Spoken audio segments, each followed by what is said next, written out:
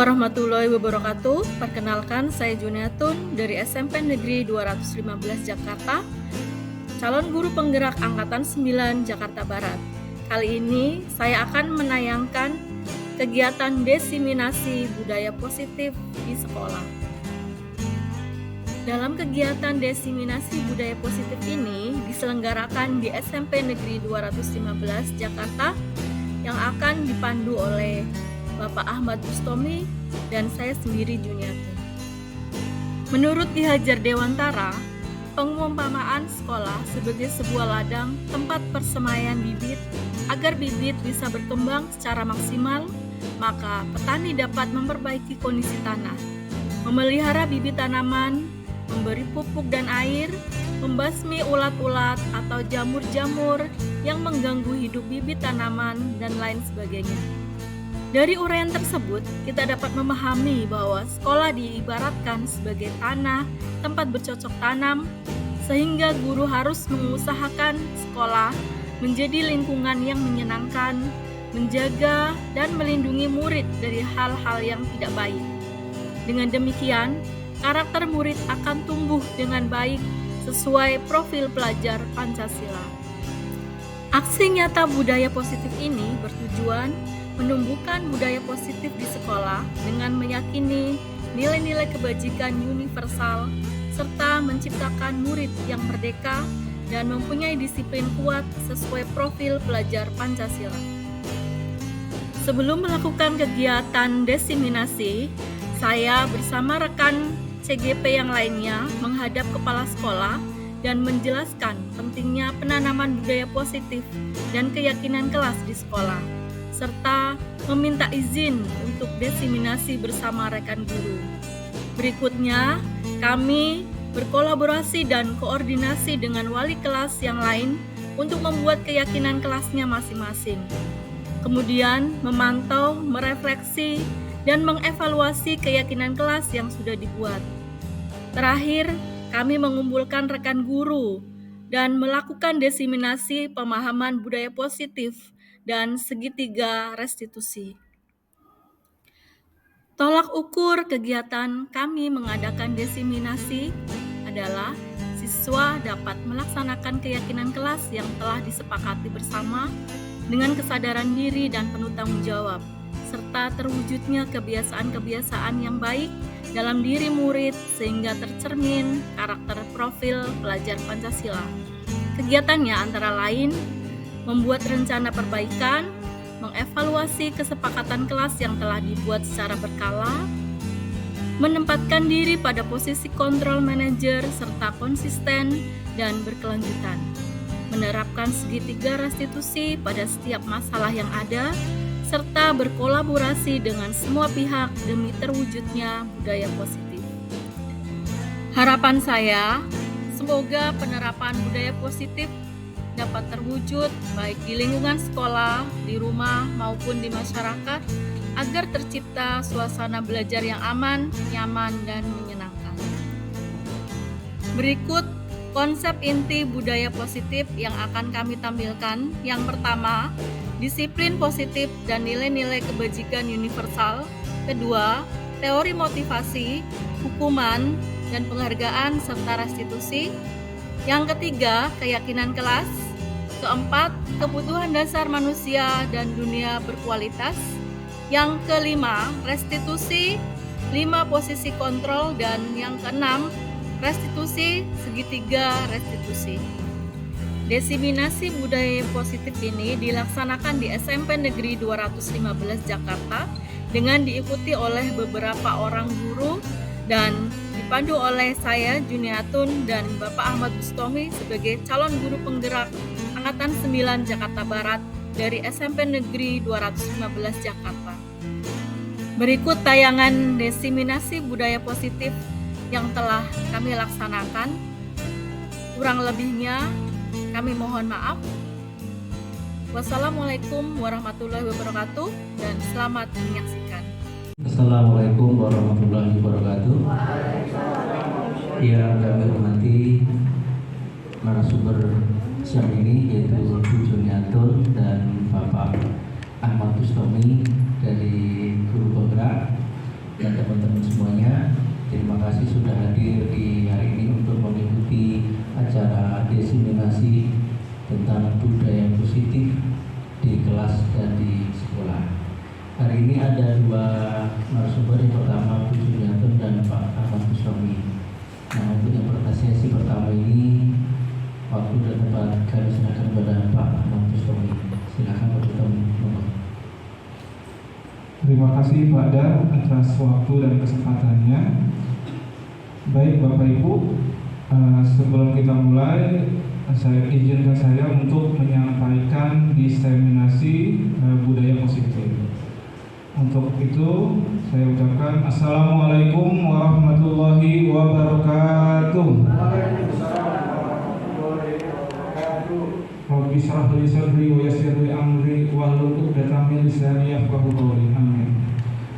Puji syukur kita panjatkan kepada Allah Subhanahu wa taala yang telah begitu banyak memberikan berbagai macam nikmat-Nya kepada kita semua, terutama nikmat iman, Islam serta sehat walafiat, sehingga kita bisa berkumpul di tempat yang berbahagia ini.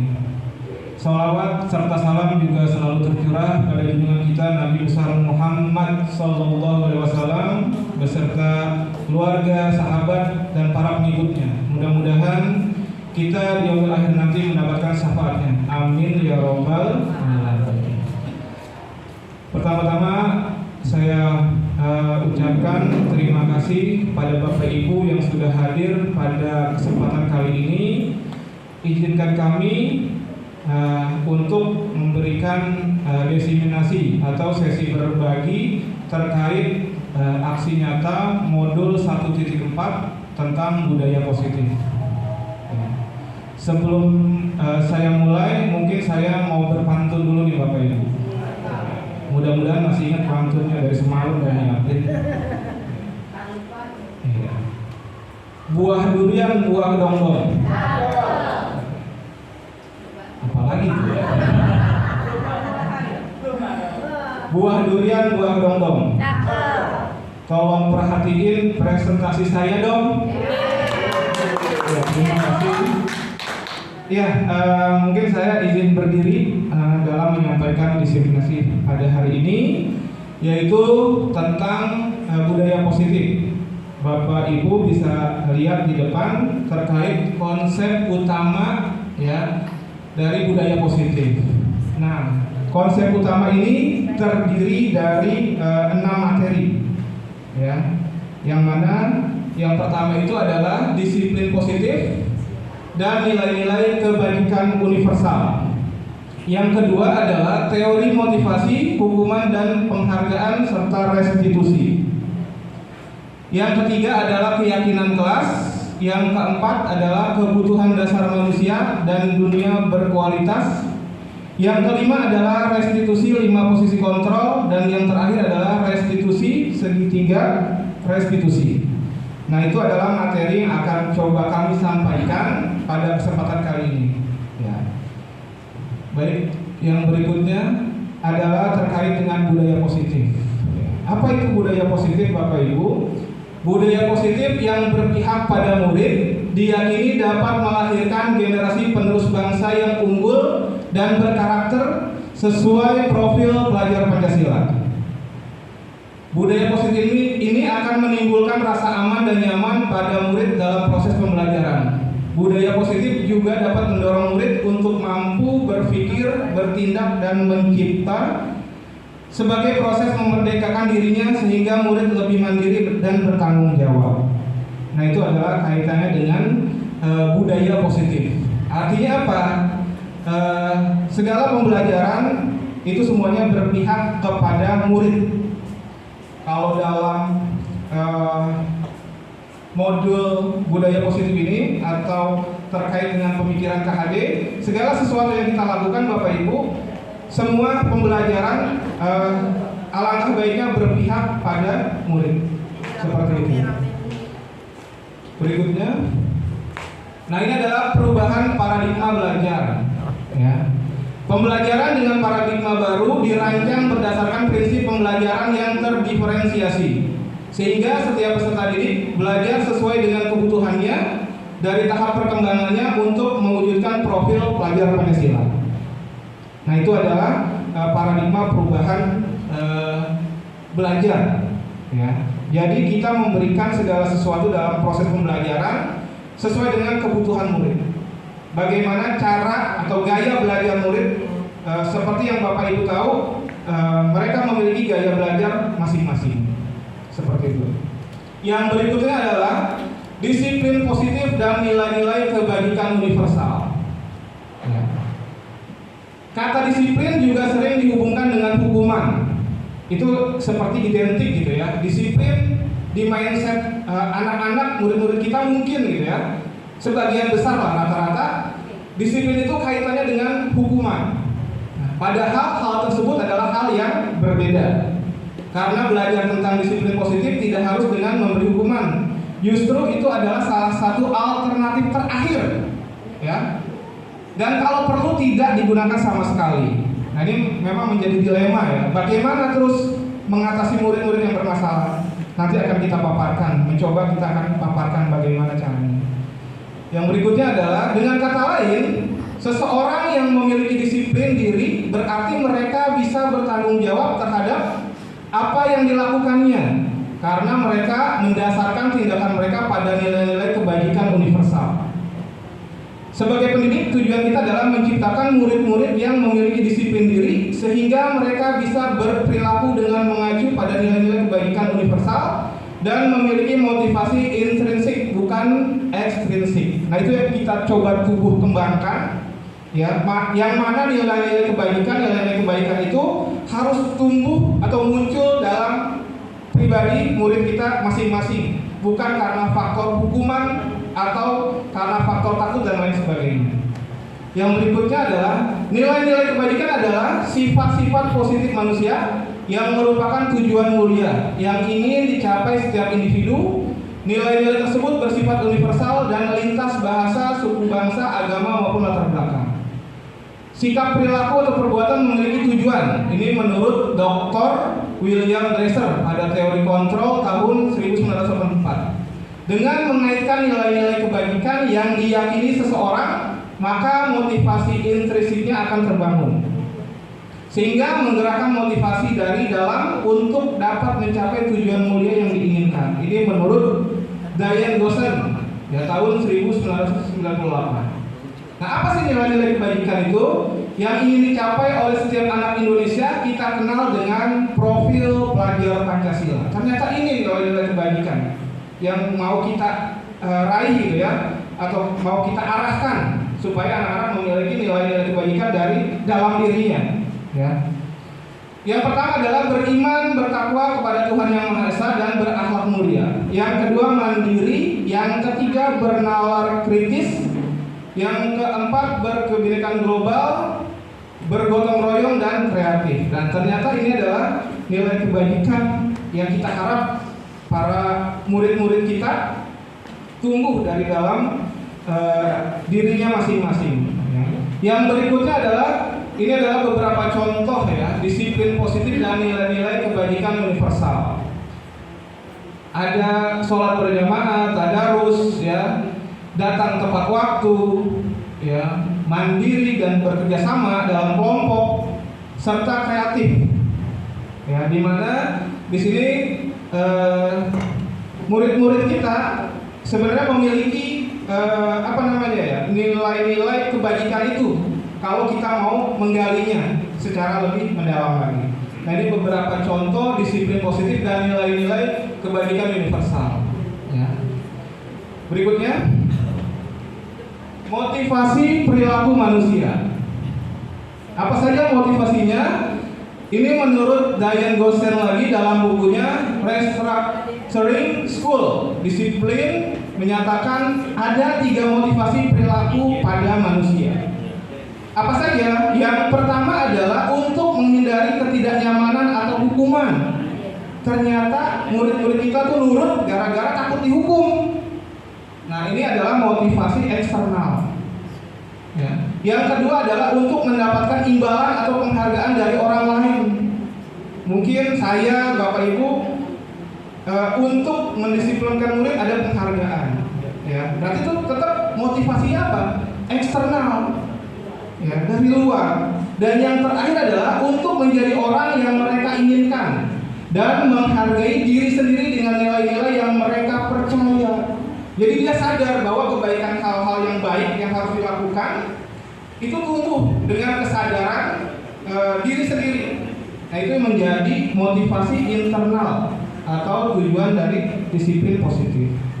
Nah, ini memang ada tingkatan-tingkatan. Setiap murid pasti memiliki motivasi perilakunya masing-masing. Tinggal bagaimana kita menuntun, mengarahkan supaya tumbuh motivasi intrinsiknya masing-masing dari setiap murid-murid kita. Yang berikutnya adalah dihukum dengan penghargaan. Maksudnya apa? Kok penghargaan, reward bisa menghukum murid kita sendiri? Nah, ini menurut Al-Fiqhon bahwa penghargaan berlaku sama dengan hukuman. Dalam arti meminta atau membujuk seseorang melakukan sesuatu untuk memenuhi suatu tujuan tertentu dari orang yang meminta atau membujuk. Dorongannya eksternal dan akan ada faktor ketergantungan. Beberapa dampak dari pemberian penghargaan adalah sebagai berikut. Yang pertama apa? Berpengaruh jangka pendek dan jangka panjang. Penghargaan itu menghukum, penghargaan mengurangi ketepatan, penghargaan tidak efektif, penghargaan merusak hubungan. Maksudnya apa sih? Kok penghargaan reward ya itu bisa diartikan sebagai menghukum? Misalkan saya ambil contoh ya, setiap pekerjaan murid-murid kita gitu ya, kita memberikan penghargaan, wah bagus sekali nak presentasi kamu, bagus sekali nak gambar kamu. Padahal kalau kita mau objektif, itu adalah harus masih dalam pengembangan dan perbaikan lagi. Artinya apa? Padahal gambarnya dia kurang baik sebenarnya, tapi karena sudah dikasih penghargaan sangat bagus, jadi dia berpuas diri tanpa harus memperbaikinya. Nah, artinya apa? Kita bukannya tidak boleh, kita boleh. Bagus sekali nak, ada tapinya, kamu harus lebih meningkatkan di bagian sini dan lain sebagainya. Atau di murid-murid SD mungkin saya ambil contoh, untuk mengatur berbaris gitu ya, dikasih permen, dikasih penghargaan reward permen misalkan. Jadi identik dengan apa? Baris identik dengan permen. Kalau permen itu tidak dikasih, dia nggak mau baris dengan tertib dan teratur. Nah, itu yang dimaksud penghargaan bisa menghukum. Berikutnya, nah jadi kesimpulan adalah dihukum oleh penghargaan bisa menyebabkan penghargaan itu menurunkan kualitas murid-murid kita kalau kita kurang tepat memberikan penghargaan tersebut. Oke. Yang berikutnya adalah penghargaan mematikan kreativitas, penghargaan mengurangi motivasi intrinsik. Jadi seperti itu Bapak Ibu. Yang berikutnya adalah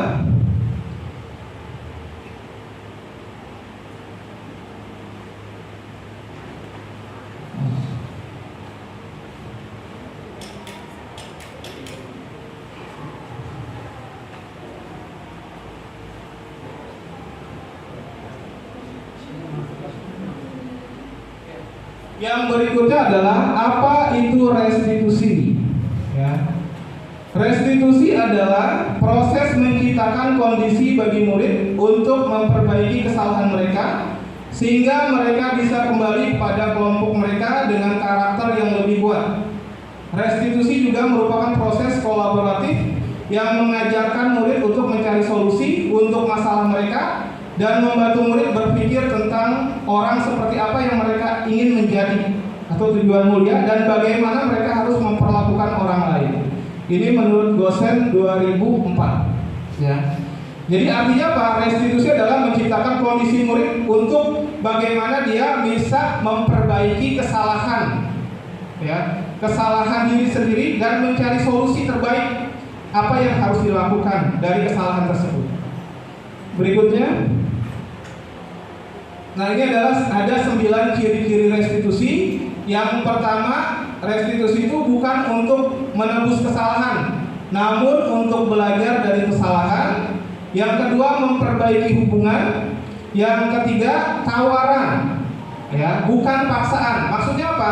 Untuk tawaran memperbaiki permasalahan. Yang keempat, restitusi menuntun untuk melihat ke dalam diri. Yang kelima, mencari kebutuhan dasar yang mendasari tindakan. Yang keenam adalah cara yang paling baik restitusi diri. Restitusi fokus pada karakter bukan tindakan. Yang kedelapan, restitusi fokus pada solusi. Dan yang terakhir adalah restitusi mengembalikan murid yang berbuat salah pada kelompoknya. Artinya apa? Restitusi ini mencari solusi terbaik, tapi dengan kesadaran murid itu sendiri. Seperti itu. Yang berikutnya adalah tentang keyakinan kelas. Maksudnya apa? Mungkin Bapak Ibu rekan-rekan semuanya, sebelum kita dalam tahun ajaran baru ya, di awal tahun pelajaran pasti kita membuat kesepakatan kelas. Betul ya Bapak Ibu ya?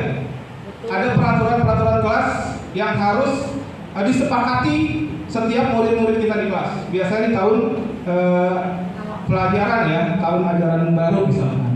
Nah, di sini adalah keyakinan kelas. Mengapa keyakinan kelas?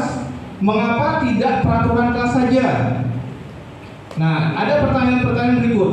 Yang pertama, mengapa kita memiliki peraturan tentang penggunaan helm pada saat mengendarai kendaraan roda 2 atau motor? Kenapa? Kemungkinan jawabannya untuk keselamatan. Yang kedua adalah mengapa kita memiliki peraturan tentang penggunaan masker dan mencuci tangan setiap saat? Jawabannya untuk kesehatan dan keselamatan. Maksudnya apa? Nilai-nilai keselamatan dan kesehatan inilah yang disebut sebagai suatu keyakinan, ya, yaitu nilai-nilai kebajikan universal yang disepakati secara tersirat dan tersurat, lepas dari latar belakang suku, negara, bahasa maupun agama. Oke, seperti itu. Yang ini adalah contoh nih Bapak Ibu. Ada peraturan, ada keyakinan kelas. Nah, mungkin setiap kelas masing-masing punya peraturan kelas masing-masing, ya. Misalkan peraturan yang pertama, selalu kembalikan buku ke tempatnya. Itu peraturan, ya. Keyakinan kelasnya apa? Tanggung jawab. Artinya apa? Dia memiliki nilai yang lebih luas atau universal. Nilai kebajikan itu bersifat universal. Peraturan kedua misalkan dilarang mengganggu orang lain. Keyakinan kelasnya apa? Menghormati orang lain. Yang ketiga, hadir di sekolah 15 menit sebelum pelajaran dimulai. Itu peraturan. Keyakinannya apa? Menghormati orang lain dan berkomitmen. Yang berikutnya adalah dilarang melakukan kekerasan. Nilai keyakinannya adalah keselamatan dan menghormati orang lain. Berikutnya adalah dilarang menggunakan narkoba. Berarti keyakinan kelasnya adalah kesehatan, bergantian atau menunggu giliran. Antri ya. Berarti itu adalah keyakinan kelasnya adalah menghormati orang lain dan bersabar. Yang berikutnya adalah gunakan masker. Berarti keyakinannya adalah kesehatan, keselamatan, dan yang terakhir adalah jangan berlari di kelas atau di koridor. Keyakinan kelasnya adalah keselamatan dan keamanan. Artinya apa? Bahwa peraturan-peraturan itu dia lebih empiris gitu ya, lebih terfokus gitu ya. Sedangkan keyakinan kelas itu lebih universal ya nilai-nilainya. Berikutnya akan kami kembalikan ke Pak Darmanto selaku MC. Terima kasih. Terima kasih Pak Tommy. Bapak Ibu, ada 3 poin yang bisa kami tangkap. Pertama, mengenai budaya positif, yaitu membentuk siswa punya pribadi mandiri, bernalar kritis, kolaborasi, berpikir global dan gotong royong. Yang kedua, tentang hal yang mungkin kita masih belum bisa memahami, penghargaan. Penghargaan tadi ternyata bisa identik dengan hukuman.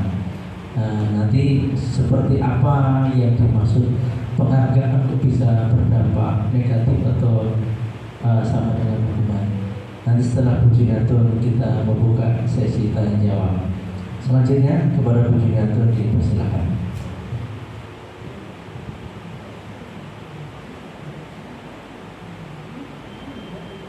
Baik, assalamualaikum warahmatullahi wabarakatuh.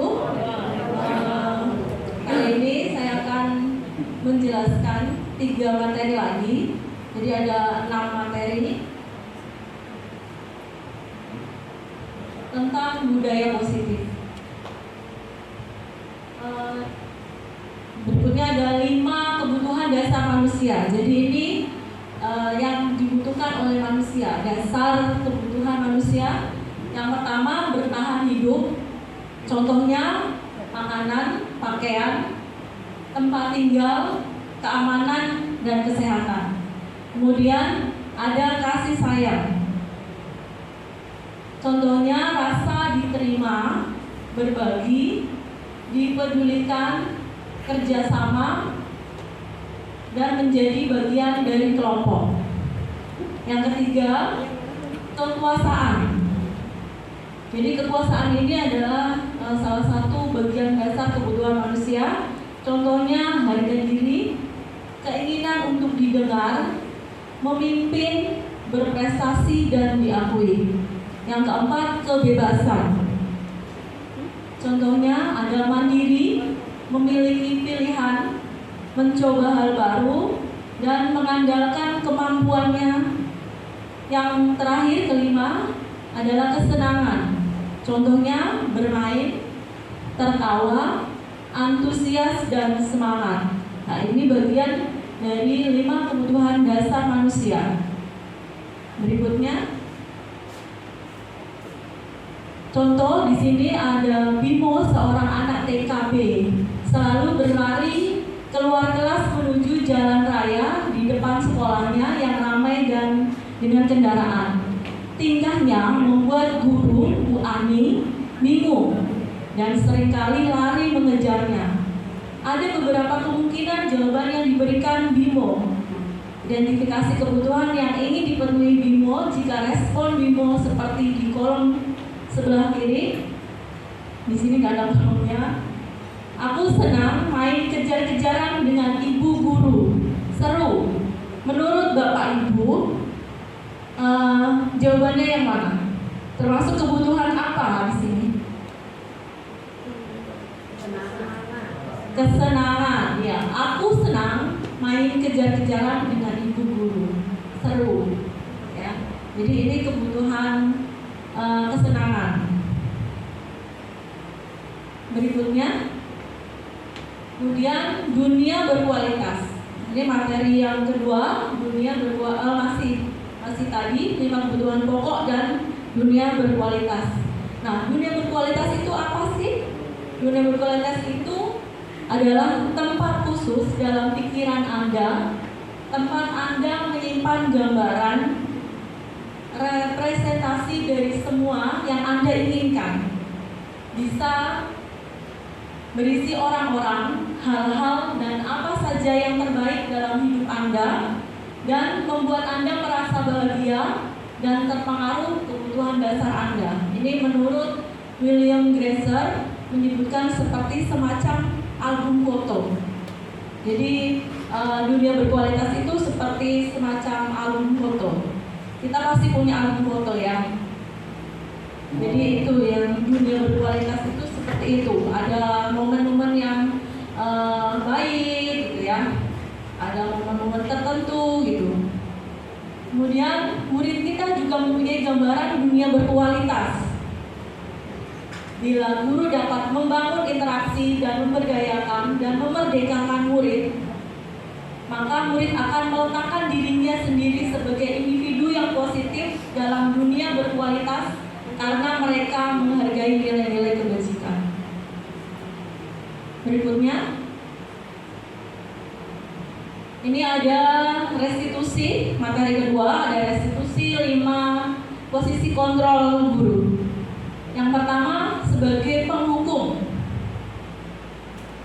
yang kedua sebagai teman, sebagai pembuat merasa bersalah, yang ketiga sebagai teman, yang keempat sebagai pemantau, dan yang kelima sebagai manajer. Yang pertama adalah sebagai penghukum. Jadi ada 5 posisi kontrol yang sebagai guru ya, ada 5 tadi. Kemudian yang pertama adalah penghukum. Penghukum ini bisa menggunakan hukuman fisik atau maupun verbal.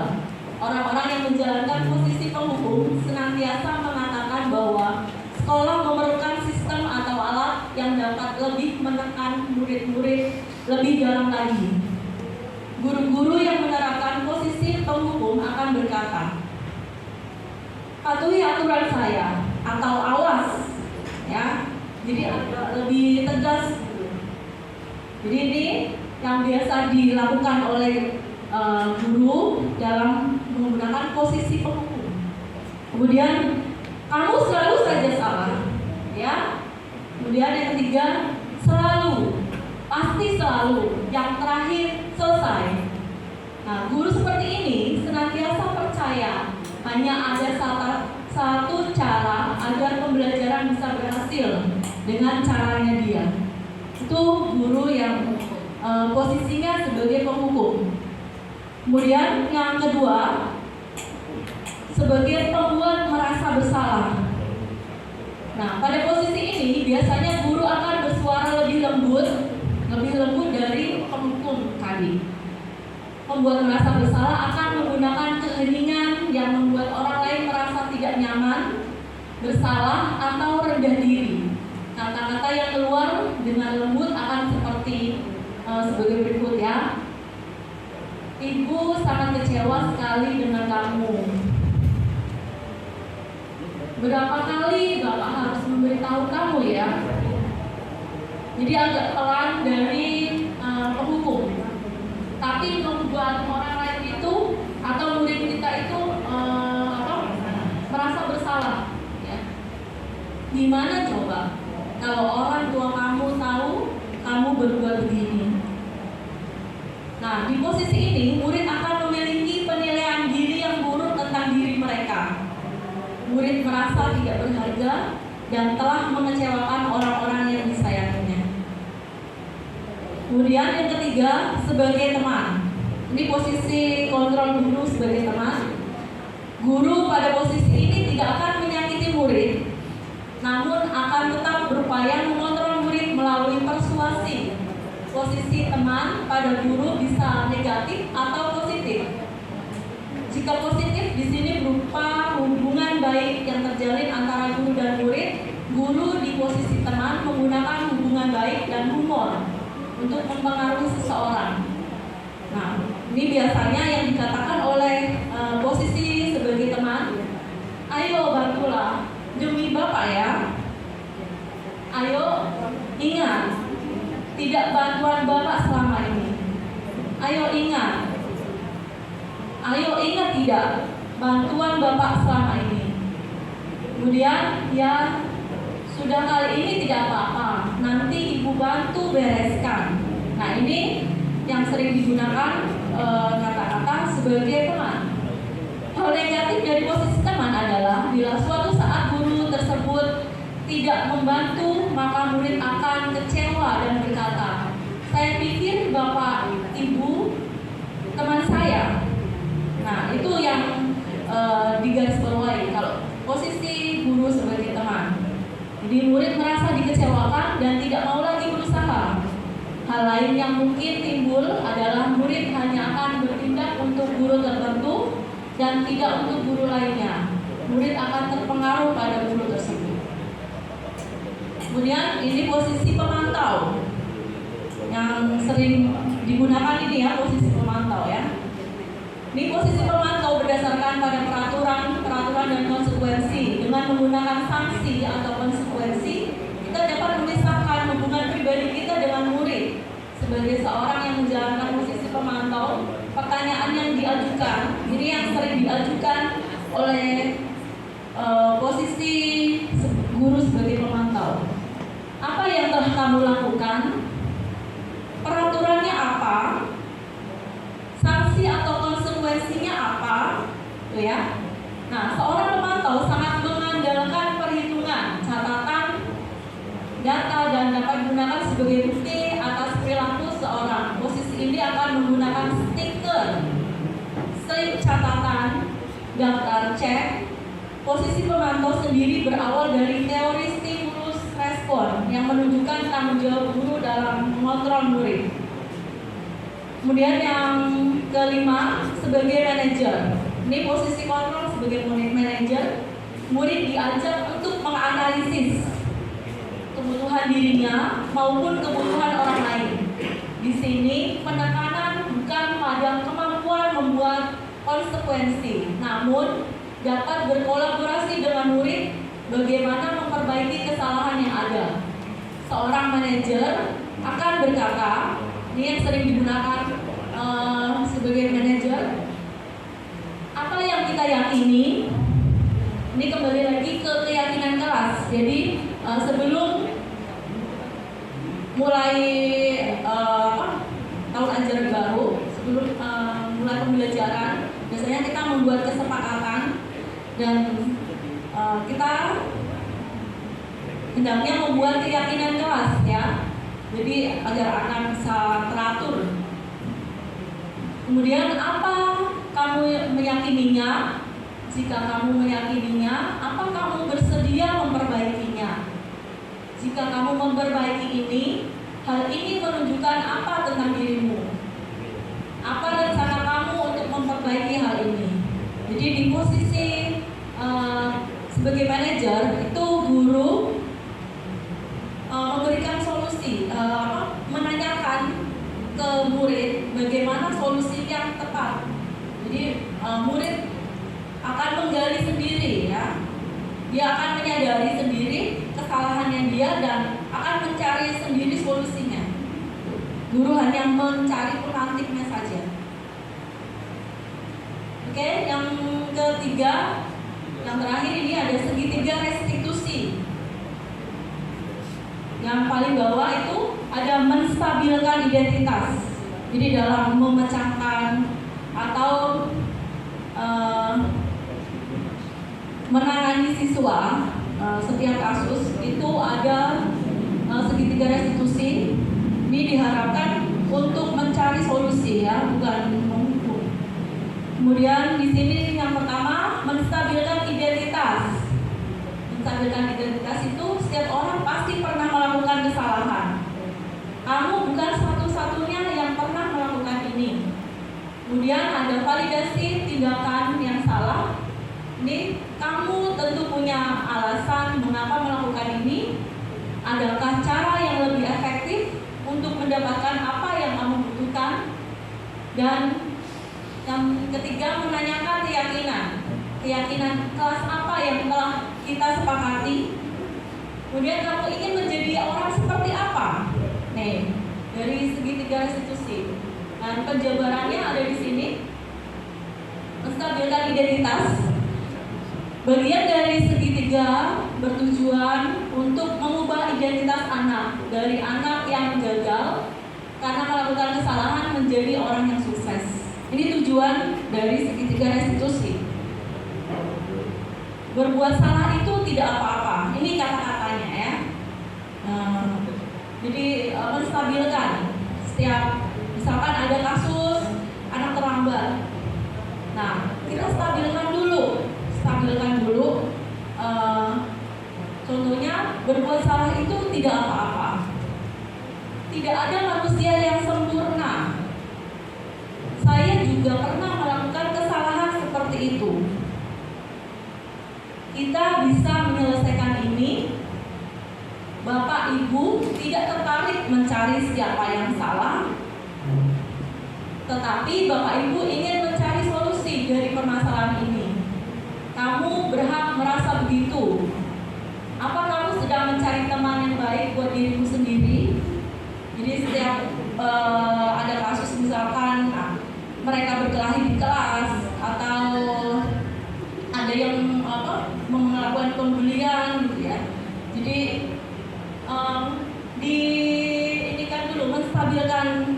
distabilkan dulu.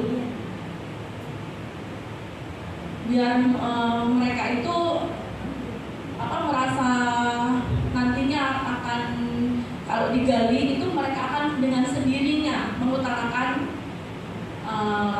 apa kesalahannya dia, seperti itu. Kemudian yang kedua, validasi tindakan yang salah. Jadi setelah menstabilkan, ada validasi tindakan yang salah dari tindakan yang salah. Nah, kalimat di bawah ini terdengar asing buat guru, namun bila dikatakan dengan nada tanpa menghakimi akan mengkalibrasi kebutuhan mereka. Contohnya, padahal kamu bisa melakukan yang lebih buruk dari ini ya. Kamu pasti punya alasan mengapa melakukan hal itu. Kamu patut bangga pada dirimu sendiri karena kamu telah melindungi sesuatu yang penting buatmu. Kamu boleh mempertahankan sikap itu, tapi kamu harus menambahkan sikap yang baru. Nah, ini tindakan dari validasi tindakan yang salah. Jadi setelah yang kedua ini ya, yang ketiga menanyakan keyakinan. Ya, setelah digali kesalahannya, dia melakukan kesalahan apa? Kita menanyakan keyakinan. Nah, pertanyaannya, apa yang kita percaya sebagai kelas atau keluarga? Apa nilai-nilai umum yang telah kita sepakati? Apa bayangan kita tentang kelas yang ideal? Dan kamu mau jadi orang seperti apa? Nah, ini penting ditanyakan kepada anak. Anak kehidupan seperti apa nantinya yang mereka inginkan? Dan apa kamu ingin menjadi orang yang sukses, bertanggung jawab, dan bisa dipercaya? Ini dari segitiga restitusi. Nah, ini sudah saya terapkan kemarin ketika anak memainkan HP dan tidur di kelas. Jadi mereka menyadari sendiri dan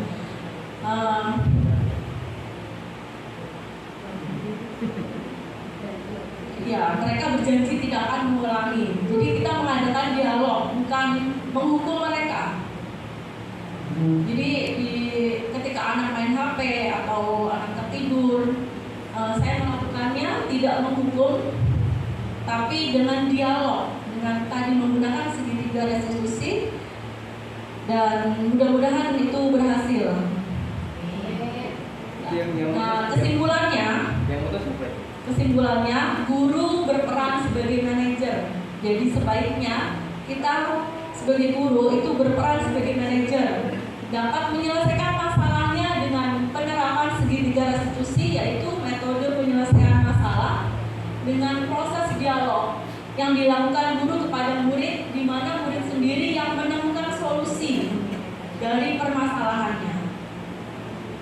Demikian pemaparan dari saya dan Pak Bustomi. Saya kembalikan ke Pak Danmanta. Terima kasih. Assalamualaikum warahmatullahi wabarakatuh. Berikan tepuk tangan. Demikian tadi Bapak Ibu paparan dari teman kita Bu Joniatun tentang kebutuhan dasar siswa, ada dunia berkualitas, posisi guru ada sebagai penghukum, pembuat merasa bersalah, teman, pemantau, dan sebagai manajer. Berakhir tentang segitiga restitusi. Selanjutnya saya buka sesi tanya jawab. Silakan kepada Bapak Ibu yang ingin menyampaikan pertanyaan. Silakan Pak Teguh.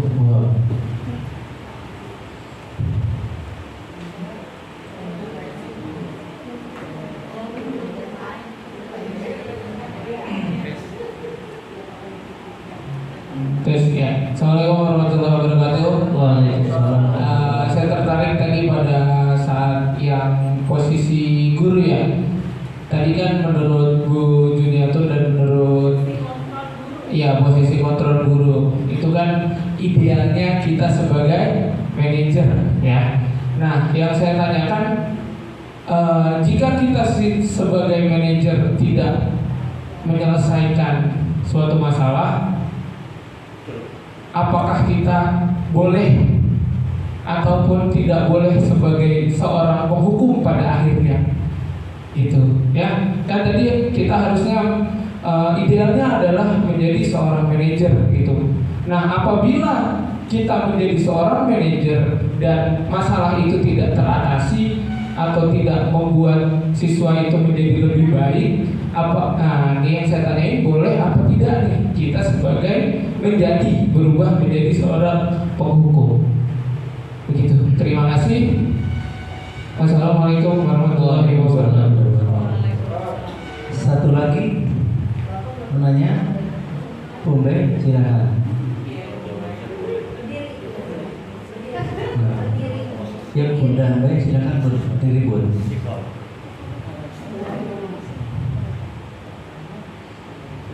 Bismillahirrahmanirrahim. Assalamualaikum warahmatullahi wabarakatuh. Terima kasih atas kesempatan yang diberikan kepada saya. Pada kesempatan ini saya menantang, di posisinya bukan hanya saya menantang Bapak Ibu penggerak ini. Saya memiliki satu pandangan yang sangat mengkhawatirkan terhadap kesehatan anak-anak di lingkungan kita. Bagaimana caranya Bapak dan Ibu menyadarkan anak-anak yang setiap hari kita lihat warawiri tanpa alas kaki. Jadi saya ingin melihat anak itu sadar bahwa dengan warawiri tanpa alas kaki mereka itu menampung bakteri di kakinya. Lalu ketika masuk ke ruangan perpustakaan, ke lab komputer atau ke lab bahasa, dalam keadaan kaki penuh debu dia masuk seenaknya. Jadi saya khawatir dengan kesehatan kita semua. Nah, bagaimana caranya Bapak Ibu meng-counter menjadi manajer sehingga dalam waktu tidak lebih dari 1 minggu atau 2 minggu, saya berharap anak-anak sadar atas kesalahannya demi kesehatan. Tadi kan ada kesehatan ya, kesehatan. Lalu kita kaitkan dengan sekolah ini adalah sekolah yang pernah mendapatkan predikat sekolah adiwiyata. Lalu kita juga sebagai muslim, kita harus menyadarkan juga anak bahwa di mana alas kakinya dilepas, maka najis-najis yang tidak kelihatan akan menempel lalu akan berpengaruh pada ibadah kita selanjutnya. Demikian barangkali, mudah-mudahan bisa dijawab tentang saya. Assalamualaikum warahmatullahi wabarakatuh. Bu Juniatur, Bu Ben, ada pertanyaan dua. Yang pertama dari Pak Teguh terkait kalau idealnya guru sebagai manajer, kalau masalah tidak selesai, apakah boleh menjadi guru penghukum? Yang kedua terkait kondisi sekolah kita, masih banyak anak-anak yang kemudian mahir nggak pakai sepatu, kemudian masuk ke mana tempat suci jadinya najis. Gimana solusinya? Silakan Bu Juniatur. Baik, saya menjawab pertanyaan Pak Teguh. Boleh menggunakan kontrol guru dalam posisi menghukum. Itu alternatif terakhir, jalan satu-satunya. Dari penjabaran tadi Pak Bustomi ada dibolehkan menggunakan kontrol hukum. Itu kalau misalkan sebagai manajer tidak ada solusinya. Tapi itu jalan alternatif terakhir. Tuh. Demikian Pak Teguh. Ada lagi atau mau dijelaskan Pak Bustomi? Ya, terima kasih, pertanyaan yang luar biasa sekali Pak Teguh ya, terkait posisi kontrol ya. Apakah posisi kontrol yang paling tinggi adalah betul sekali manajer? Apa boleh kita ke tahapan yang paling rendah? Jadi sebelum kita mengambil keputusan ya, berdasarkan langkah-langkah tadi yang sudah dipaparkan oleh kami berdua, alangkah baiknya itu adalah solusi terakhir. Yang pertama apa? Yang pertama kita usahakan kita sebagai posisi manajer terlebih dahulu. Lalu bagaimana penanganannya setelah posisi manajer ditangani dengan segitiga restitusi. Ya. Nah, dengan segitiga restitusi itu diharapkan murid tersebut menyadari kesalahannya dan berusaha untuk mencari solusinya sendiri serta tidak mengulanginya lagi. Itu harapan kita sebenarnya sebagai seorang pendidik, fasilitator, penuntun murid-murid kita. Itu kan yang idealnya ya Bapak Ibu ya. Mimpi indahnya, tujuan akhirnya sangat indah. Tapi bagaimana kenyataannya? Ternyata muridnya itu bersifat manipulatif. Kalau anak SMP, SMA sudah bersifat manipulatif. Kita panggil kita terapkan posisi manajer dan kita terapkan segitiga restitusi. Ternyata diulangi lagi. Terus bagaimana solusinya? Padahal segitiga restitusi ini teorinya amat sangat baik. Bisa terjadi kalau pada murid-murid yang benar-benar motivasi intrinsiknya, nilai kebajikannya muncul dari dalam dirinya. Tapi nggak semua murid kita seperti itu. Banyak sekali yang bersifat manipulatif. Terus bagaimana solusi terakhir? Solusi terakhir, balikan lagi kepada peraturan sekolah yang sudah ditandatangani pada saat tahun ajaran baru. Kita boleh membalikan lagi ke aturan main di sekolah kita. Itu jalan terakhir. Yang ujung-ujungnya memang adalah sebagai penghukum. Nah, di sini ada juga tadi terlewat ya. Ternyata ada hukuman, ada konsekuensi. Hukuman jalan terakhir. Terus apa juga dengan konsekuensi? Misalkan sesuatu yang menyakitkan harus terjadi, itu hukuman. Konsekuensi apa? Ya sesuatu harus terjadi. Yang berikutnya adalah membuat anak sakit hati dalam jangka waktu yang panjang kalau dihukum. Tapi kalau konsekuensi, membuat anak merasa tidak nyaman dalam jangka waktu pendek. Terus anak membenci kedisiplinan kalau hukuman itu. Yang berikutnya adalah anak menghargai disiplin dan seterusnya. Ini contoh antara tindakan guru ya, mana yang termasuk hukuman dan yang konsekuensi. Misalkan, coba nak catat 100 kali lipat di dalam buku kalimat saya tidak akan terlambat lagi karena terlambat ke sekolah. Ini termasuk apa? Konsekuensi atau hukuman? Ternyata itu termasuk hukuman. Terus lari mengelilingi lapangan basket 2 kali karena terlambat hadir di sekolah. Hukuman. Yang berikutnya adalah murid diminta untuk push up 15 kali karena tidak menggunakan masker ke sekolah. Itu pada saat pandemi kemarin mungkin. Itu adalah hukuman.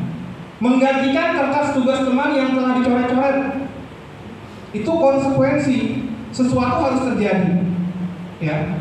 Yang berikutnya adalah membersihkan tumpahan air di meja tulis karena tersenggol pada saat belajar. Itu adalah konsekuensi karena dia melakukan hal tersebut. Yang berikutnya adalah murid disuruh untuk tidak mengenakan sepatu seharian di sekolah karena tidak mengenakan sepatu hitam. Itu hukuman. Dan yang terakhir adalah lari mengelilingi lapangan bola basket karena terlambat 10 menit untuk pelajaran PJOK. Itu konsekuensi. Karena ada kaitan. Konsekuensi itu ada kaitannya. Ya, apa yang dia lakukan itu konsekuensinya. Balik lagi ke pertanyaan Pak Teguh, bisa saya ambil garis benang merahnya adalah itu adalah jalan terakhir, ya.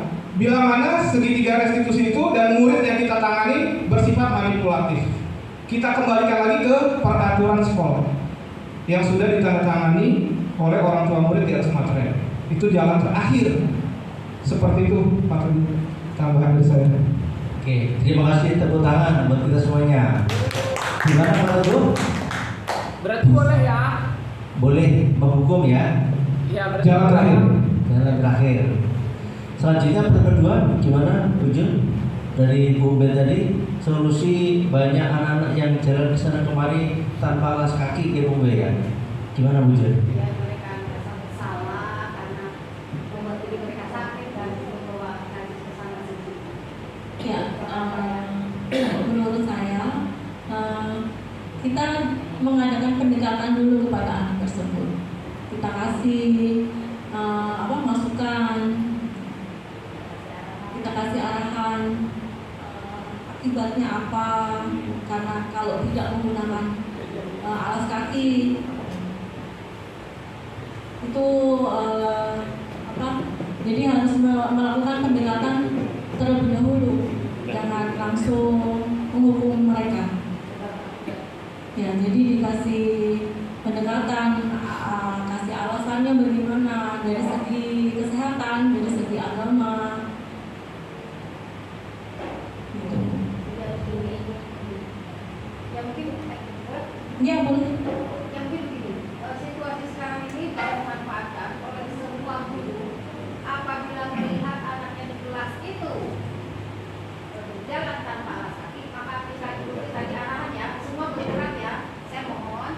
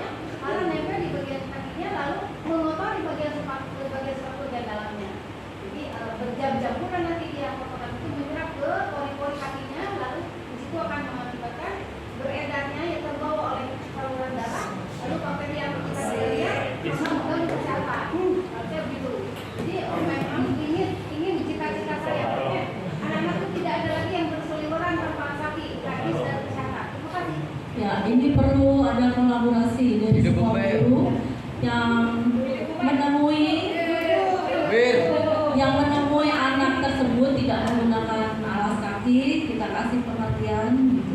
Jadi dikasih arahan. Iya. Jadi perlu ada kolaborasi dari semua pihak. Terima Tidak kasih. hanya satu guru saja atau guru, tapi semua guru harus kalau menemukan anak yang tidak menggunakan sepatu, kasih sepatu ya. kita kasih arahan tuntunan. Mungkin saya bisa Ada nambahin. Pak Bustomi menambahkan?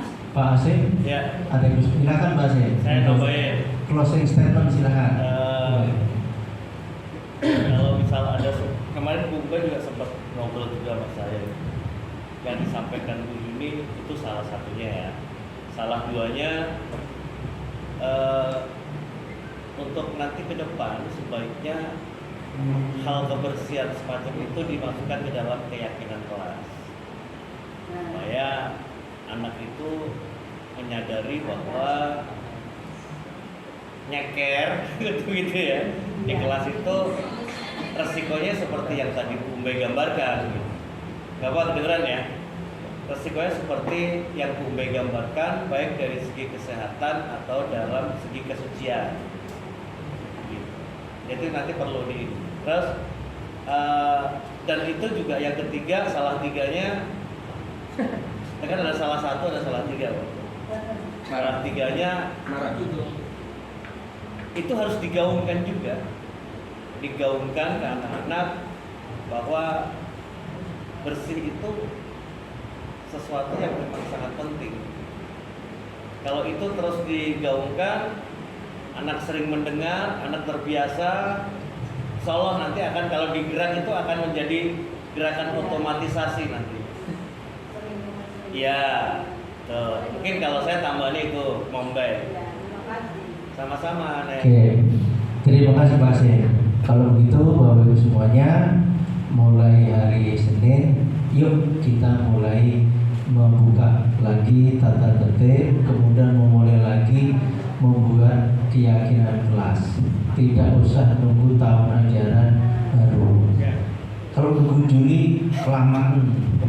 Mulai hari Senin kita bersama-sama wali kelas, Bapak Ibu guru mulai membuat keyakinan kelas.